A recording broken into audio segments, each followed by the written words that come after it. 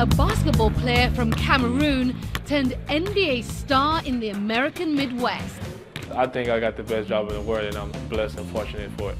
And he's not just king of the court, but a real-life prince as well. When people see Prince or they hear you're a Prince, they think about Eddie Murphy and Coming to America, which is totally not true.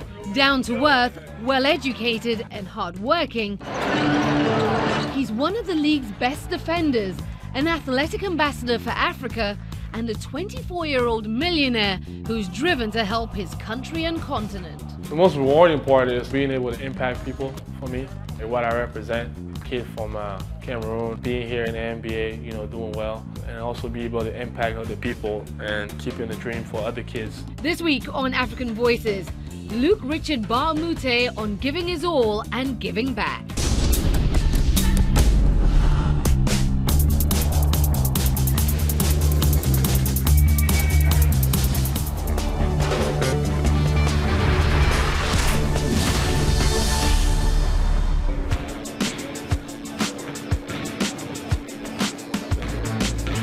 This is my place of work. We're in Milwaukee. This is the Cousin Center. It's our practice facility, and this is where it happens. This is the lab, I call it.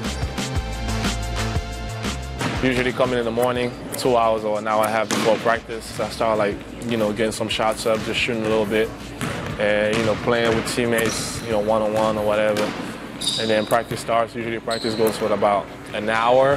If you wanted to see my tricks, you got to see me guard guys like LeBron or, one of those scorers.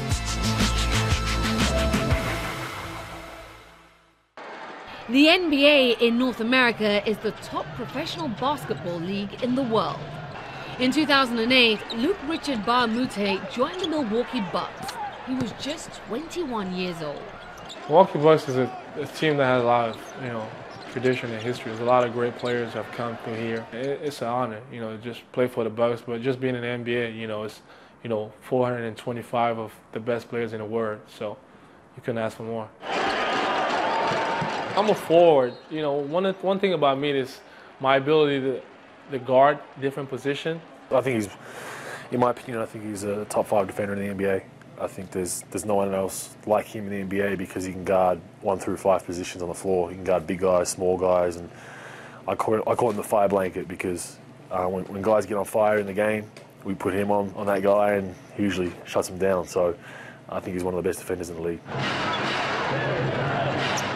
The 6'8" forward is one of 7 African basketball players currently in the NBA, a league in which about 1 in 5 players today are from outside the US. One of the best parts about being in the NBA is the guys you meet from just different backgrounds, different places of the world now. That it's always very fun in the locker room. We always joke about everything. It's kind of like that's how we develop that brotherhood, and that really helps us on the court. Once the ball is up, it's up. We go on the wall, we're trying to win. But at the same time, basketball is just a fun game. Usually you play 82 games during the season, 41 home and 41 away. It's pretty challenging. The flying and back-to-backs and, coming home like at 2 in the morning and having to play a game the next day. Or sometimes you don't even know, where you are. And this year, especially with the lockout, it's even crazier because the games are so cramped and, back-to-back-to-back, games after games. Sometimes, I get to a hotel and I don't even remember my room number. But, it's fun. Mbah Moute was his team's player representative during last year's NBA lockout. The league shut down until the owners and players agreed on players' salaries and how revenues were shared. Each team will play a compacted 66-game schedule in the shortened season. But Mbah Moute isn't complaining. He recently re-signed with the Milwaukee Bucks for another 4 years. The deal made him close to $19 million, more than tripling his salary. So every time you can triple your salary, I think you're always going to be happy.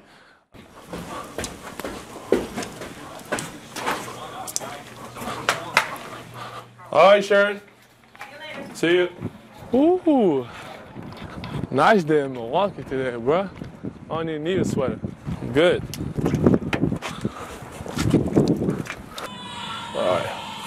Think we're good. We listen a lot to Petit Pays, Ivory Coast. Every tribe has its own, like, you know, music. That's what's good about Cameroon, is that you get a variety of different music from like different tribes. That's one of my favorites right here.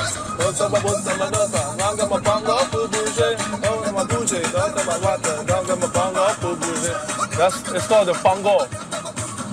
This is Fango. This is DJ Arafat. The Fango pour bouger.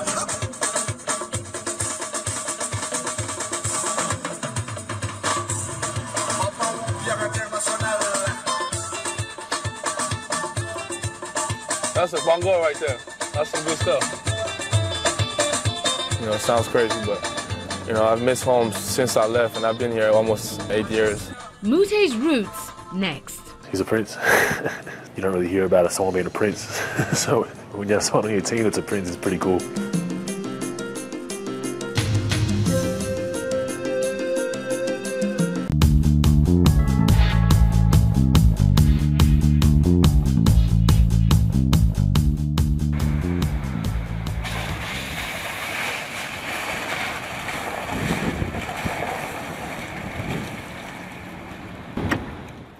After practice, after everything is done, just to me it's relaxed to the fullest. Usually, you know, I have somebody from my family or one of my friends over. Today, Mbah Moute's twin brother is visiting. Emmanuel Bidias Moute has NBA dreams of his own and is actually the one who first introduced his brother to basketball. I can't replace him. He's the one who put me in basketball. He's the reason why I'm you know, so successful at doing what I do, because he's been my #1 supporter. He taught me how to play basketball. Like, he's the one I call, like, when something's going wrong, and he always seems to have like the right answer for everything because he knows me, and vice versa. Luc Mbah Moute and his brother grew up in Cameroon with 6 other brothers and sisters. Cameroon is a great, great country. It's Central West Africa, it's beautiful. You find everything in Africa, in Cameroon. I had about probably 250 different tribes and different languages, different cultures. I grew up in Yaoundé, which is the capital. Kind of, you know, small city, still developing. We're going to school, just like any other kids in the city, having fun, you know, just, it's a great place. I have a lot of good memories there.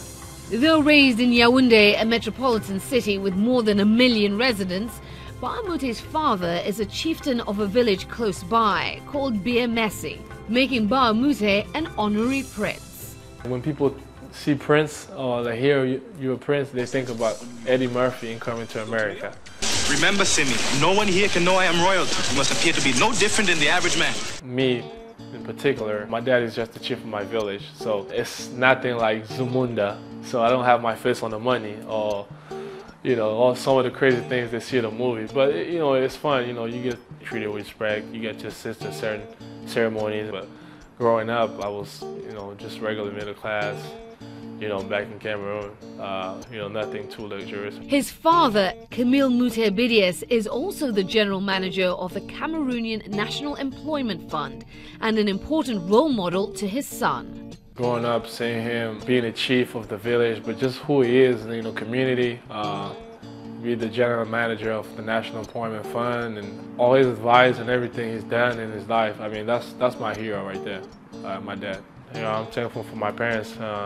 They really grounded me from a young age and, you know, gave me a good education. They always made sure I understood that school was very important. As a matter of fact, my dad didn't really want to let me come to the United States because he didn't believe, like, you know, I was gonna go to school. He thought it was just something basketball.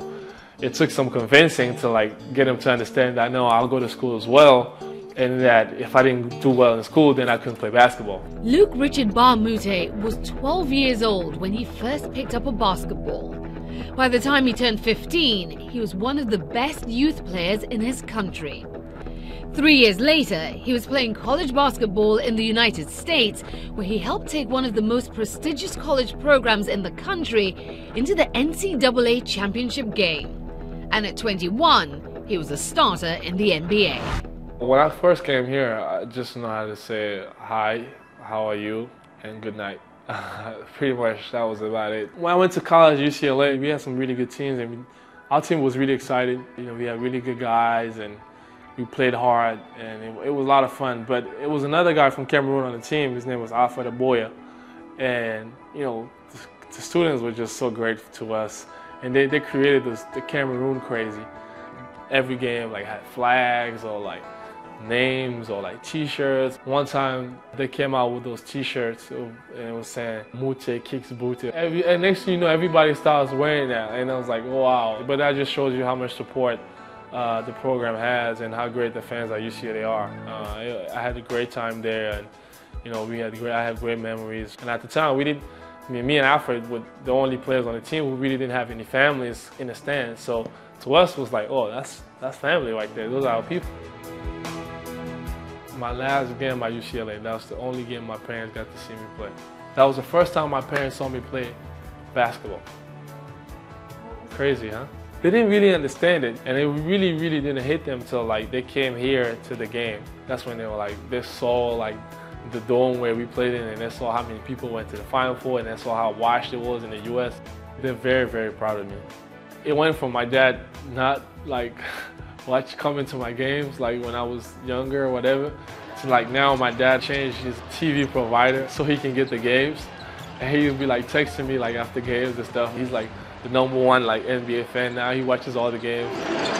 There's no one particular moment I can say it's a great moment. I mean, if you ask me, I'll say the moment I got drafted, because that was like to me the key, like that's what opened the door. Well, I was 20 years old, and I was scared, nervous, but excited at the same time because I didn't know. I was borderline between first round and second round. I didn't know where I was going to go. But at the same time, I was excited about being in this position. Most second round picks, sometimes don't, like a lot of them don't stick, and a lot of times don't even play. But I think I was determined.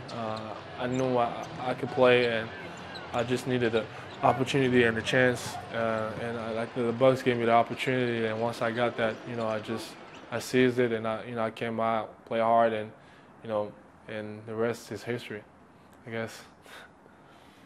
Il n'est jamais vu ça. Gars, mon frère, c'est comme si c'est un livre ou ben je sais même pas quoi. Video Skyping, I love it. And I think it's great for us foreigners or see your brother or your mom and your dad, just to be able to smile with them, see their smile. It kind of just warms you up a little more, and gives you that strength to just keep on going. Most people from Cameroon, we're very patriotic. I mean, it's a huge part of my life. That's what made me who I am. So I'm hoping one day to go back and make a difference.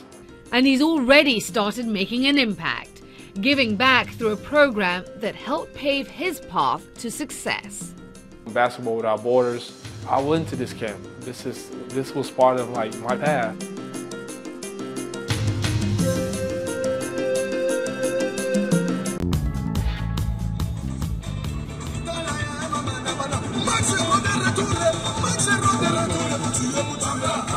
So now we're going to the reading event. I like these little events because they're very fun. Usually they put me with like kids, like French-speaking kids. So it's fun, you can talk French to them, and it's crazy because, they're like, oh, and when they see like an NBA player who speaks French, they like go crazy. So man, right? I think it's always important when we can remind those kids that, education is key. They gotta, even if they look at us as basketball players, you got to get your education first, because this basketball stuff like stops, can stop real quick. Luc Mbah. We probably got about, 10 to 15 events, every year with the community. And I think it's very important for us to give back to the community who supports us. Okay, we'll see. We'll see if you guys speak French. Bonjour. Bonjour. Comment ça va? On lit en français ou en anglais aujourd'hui? Français ou anglais? I know from a personal standpoint, my parents always made sure I understood that, and I always knew that it was, one of the most important things. That's one of the reasons why I came to the United States. And I think once they understand that, because sometimes they just see us on TV playing basketball, and they think it's so cool, just pick up a ball and play basketball. They forget that, to play basketball, you got to have an education. And nowadays, I don't even think you can go to NBA without going to college for at least a year. So, and to go to college, you have to have good grades. So, making sure the kids understand that from a young age and looking at us and say, okay, these guys are basketball players, but they also care about education. So, I should take it more seriously. That's very important. We're gonna read Jamberry. That's the name of the book, okay? 1 berry, 2 berry, pick me a blueberry. Billions of berries for blackberry jamble. Finger and paw berry, my berry, your berry. Berryland, merry band, jamming in Berryland. I speak 4 languages. I speak English, French, Bafia, and Yambeta. Well, those are Cameroonian languages. My mom's and my dad's very similar, but that's what we always spoke. Make sure you read. Bye. Mbah Moute knows what he wants to do with all of the opportunities his career affords him. Give back. It's great, you know, you get the glamour, you know, you get recognized and you get all that stuff, but like what you do with you being in the NBA, how you impact other people with that, I think that's what's more important. Mbah Moute has a basketball camp in Cameroon and travels with the NBA in Africa. I represent kids from Cameroon, I represent my country, the continent of Africa, and keeping the dream for other kids, other young basketball players. In the summer of 2009, Mbah Moute traveled to Johannesburg, South Africa, to take part in Basketball Without Borders, the NBA's ongoing effort to give talented youth a chance to play the game. The way Basketball Without Borders work is they bring 60 of the top players in Africa. My camp is so special to me because the first year we did it, I got to select the 5 best players of my camp who went to Basketball Without Borders. So for the past 2 years, the MVP of the camp has been one of the players from my camp. So I was all very excited about that. And 8 out of 10 players have been all-stars. And you know what's even better is that 6 players out of those 10 players are now in the U.S. going to school, doing what I did. 2 of them actually just got scholarships to go to college. And so I'm very, very excited about that. Just the opportunity that I was able to also give a chance to those kids, and hopefully one of those kids gets to the NBA as well and does the same thing, or not. Maybe he can look in the mirror and say, well, this guy helped me, and maybe I should do something too. My goal is that, you know, hopefully they'll do something and go back home and change the community somehow and have an impact. And that way, you know, I think that's the way we can, you know, help Africa take off and become a better place. It was at the inaugural Basketball Without Borders in Africa that Luc was selected as a camper.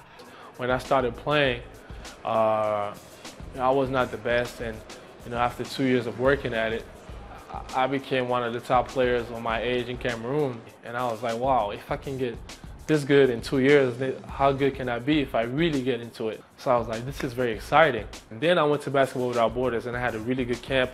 I was, you know, one of the top kids at the camp, and I was like, wow, this is crazy. Like, I really need to play basketball. You know, I think I'm feeling something. So I jumped in, and here I am. He remembers the NBA players that made an impression and gave him the confidence to pursue his dream to be a professional basketball player. It was Ruben Bumche, who was the first player from Cameroon to make it to the NBA, who is another guy I have a lot of respect for. Tremendous guy, great guy. He pretty much opened the door for a guy like me. It was Desagana Diop, Mamadou Ndiaye, and Olumide Oyedeji from Nigeria. So all those guys, to me, had a big impact. They probably don't know this. I mean, I talk to them, I'm good friends with them, but I really never told them that. But just seeing them and knowing that those guys were pretty much like me. They came from Africa and they played in the NBA.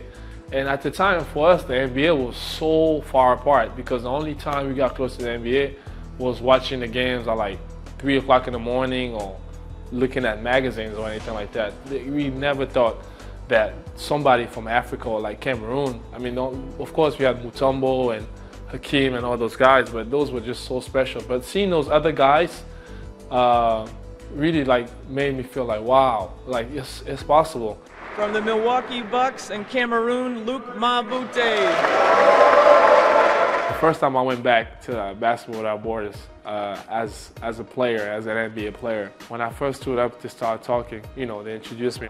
The room got so quiet, he could hear a pin drop. It was so quiet, and those kids just like, their eyes were so open, and they were just, all they were just doing was looking at me and taking it all in. And that's when it hit me, like, wow, like, this kid's, like, how much, you know, impact and influence you can have on those kids, because, like I said, they're looking at you like, you know, this guy is one of our guys. He speaks our language. He's just like us. I was 5 years removed from the camp, and I was already in the NBA. So a few years back, he was here. Like, this is so totally, like, possible. And, you know, just having those looks in those kids' eyes is something I can't explain. It's just something very special. I would like to see people from Africa just, you know, changing within. Basketball-wise, I think I would like to see more infrastructures built in the continent. And I think with more infrastructure built, then it'll allow the kids to be able to practice the sport more and, you know, develop their skills. And I think it's coming, and I hope with guys like me and other African players in the NBA and initiative like basketball, NBA Africa and other stuff like that, I think it's just a matter of time before stuff like that start to happen. There's a lot of potential in Africa, whether it's, you know, athletically, intellectually. We got a lot of different people in Africa who have a lot of potential, and they need to understand that they have a lot of potential and that they can do a lot of things. And I think once they understand that, then that's the first step for them moving forward towards, like, you know, becoming, you know, the Africa of tomorrow.